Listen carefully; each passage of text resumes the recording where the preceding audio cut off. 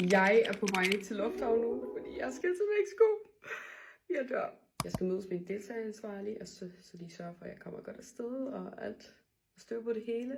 Jeg har pakket her 2 kufferter. Det er så vildt. Jeg fatter det ikke. Okay, så jeg er kommet til Amsterdam nu, og jeg skal videre til Mexico. Så nu skal jeg bare lige vente lidt, og så skal jeg flyve i lidt over 11 timer, og så videre derfra. Til Mexico City, og den her lufthavn er sindssyg. Jeg får hjælp fra en sød mand her, der viser mig vej. Den der flyvetur var sindssygt lang. Og nu kæft, jeg har bare ikke at ryge hjem hurtigt, fordi jeg magter ikke hele den vej hjem igen.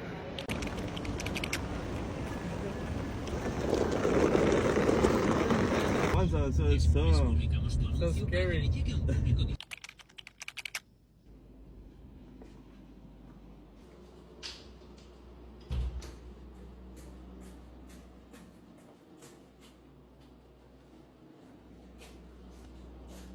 Jeg er endelig kommet på ventehotellet. Det er hyggeligt. Jeg vidste faktisk ikke, at jeg ville have et fjernsyn. Det er virkelig dejligt. Klokken er 3 om natten. Jeg havde 2 sådan chauffører, der kørte mig mexicaner. De var fucking søde, og de var bare sådan, de hæmmer på dig. Jeg var bare sådan, jeg skal vinde. So far, so good. Jeg er fuldstændig smadret. Jeg har nu gjort mig klar til at gå i seng. Jeg har lavet min full skincare, og i morgen så får jeg mere at vide, hvad jeg skal. De henter nok min telefon, og jeg får mere information, sådan, hvornår jeg skal tjekke ind, og hvad planen bliver. Så det er virkelig spændende nu. Jeg har lige vågnet. Jeg ved ikke, hvorfor jeg lige skal. Klokken er 7. Jeg er bare på de ringer også. Det er spændende. Jeg har sat mig her i loungen og bare fået noget sol. Så jeg i hvert fald får lidt farve. Jeg er bare sådan her midt i ingenting. Jeg aner ikke, hvor jeg er. Eller, altså, jeg venter på de ringer. Og så må vi se, hvad jeg skal.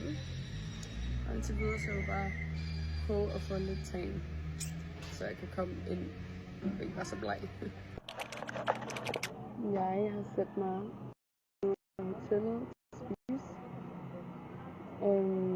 Det er virkelig ude midt i ingenting, og jeg er altså lidt sart med mad og sådan nogle her steder.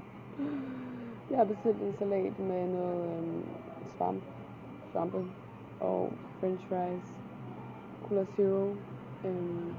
Nu får vi se, hvordan det smager.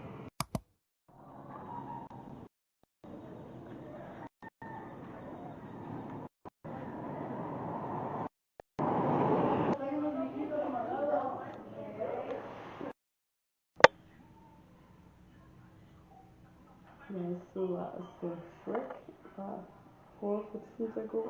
Og så er jeg troede, at bare være geventet til at ikke have sin telefon og bare sådan ikke kan gå ud af matriklen. Det var virkelig meget til at få mere information. Jeg har ikke fået noget information omkring, hvornår jeg skal tjekke ind eller noget. Så jeg venter et par dage.